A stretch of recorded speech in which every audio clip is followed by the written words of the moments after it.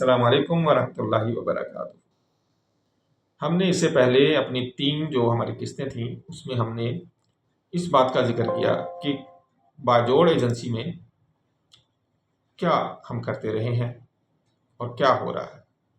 ہم نے آغاز کیا تھا محلِ وقوع سے، ہم نے آپ کو محلِ وقوع بتایا، پھر ہم نے تاریخ سے آپ کو آگاہ کیا، پھر ہم نے آپ کو یہ بتایا آبادی اور قبائل، پھر ذرائع معاش، منشیات سے اس کا تعلق، غیر قانونی اسلحہ سے تعلق، منشیات اور اسلحہ کا دہشت گردی سے ہم نے تعلق بیان کیا۔ اسی طرح افغانستان اور افغان جنگجوؤں کے اثرات کیا تھے، طالبان اور امریکی اثرات یہاں پہ کیا پڑے، باجوڑ پہ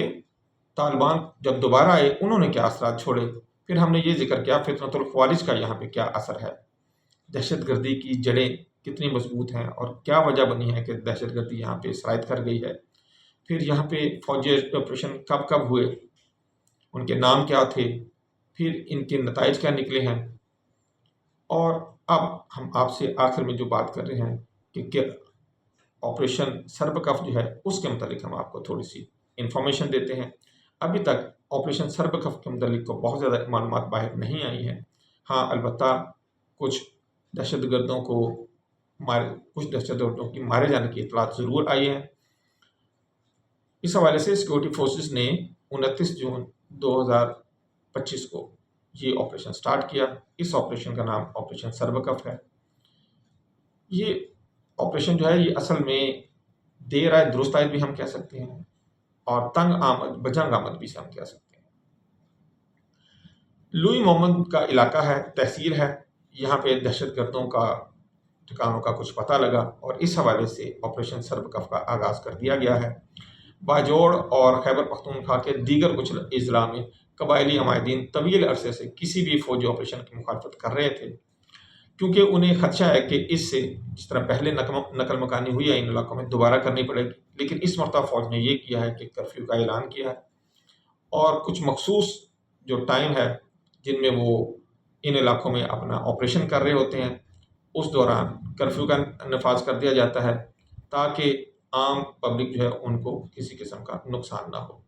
ذرائع کے مطابق لوئی محمود کے مختلف علاقوں میں کم از کم 4 دہشت گرد اب تک ہلاک کیے جا چکے ہیں، 12 زخمی ہیں اور تقریباً 10 کو زندہ گرفتار کر لیا گیا ہے۔ تاہم سیکورٹی فورسز نے اب تک تصدیق نہیں کی ہے، یہ ساری خبریں جو ہیں یہ ہمیں سوشل میڈیا سے ہی مل رہی ہیں۔ امید ہے کہ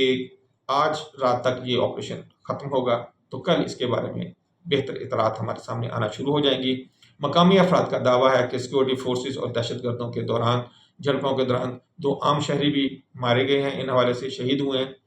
جن میں ایک بچہ بھی شامل ہے، جبکہ 2 بچوں اور ایک خاتون سمیت 8 افراد زخمی ہوئے ہیں۔ یہ ساری خبریں بیسیکلی کیونکہ لوگوں کی زبانی آ رہی ہیں تو ان کی تصدیق فی الحال میں نہیں کر سکتا ہوں، لیکن کیونکہ یہ خبریں بار بار آ رہی تھیں میڈیا پر تو میں نے کہا میں آپ کو اس کے آگاہ کروں، لیکن یہ حتمی اور مصدقہ خبریں نہیں ہیں۔ مصدقہ خبریں ISPR امید ہے کہ انشاءاللہ کل جاری کرے گی۔ ہم اپنی یہ تمام ولاگ کا جو باجوڑ کے ہم نے کیا اس کا اگر ہم خلاصہ آپ کو بیان کریں تو باجوڑ ضلع اپنی جغرافیائی اہمیت، تاریخی پس منظر اور قبائلی ڈھانچے کی وجہ سے ایک حساس علاقہ ہے۔ فوجی آپریشن سے دہشت گردی میں کمی واقع ہوتی ہے، لیکن مکمل امن کے لیے ترقیاتی منصوبوں، سیاسی اصلاحات اور بین الاقوامی تعاون کی اشد ضرورت ہے۔ اگر یہ عوامل پورے ہوتے ہیں تو باجوڑ میں پائیدار امن قائم ہو سکتا ہے۔ موجودہ حالات میں یہ ہمیں ایک طویل اور مشکل کام تو لگ رہا ہے، لیکن جس طرح ہماری فوج اور عسکری ادارے اس تمام معاملات کو سلجھانے کی کوشش کر رہے ہیں اور حل کرنے کی کوشش کر رہے ہیں، امید ہے کہ انشاءاللہ جلد ہی اس دیر پا جو مسئلہ ہے اس کا انشاءاللہ ایک مستقل حل نکل آئے گا۔ اللہ تعالی ہمیں، آپ کو اور ہم سب کو ان دہشت گردوں سے محفوظ کرے، ہماری آنے والی نسلوں کو محفوظ کرے اور اللہ تعالیٰ پاکستان کو خوشحالی اور ترقی کی منزل کی طرف رواں کرے۔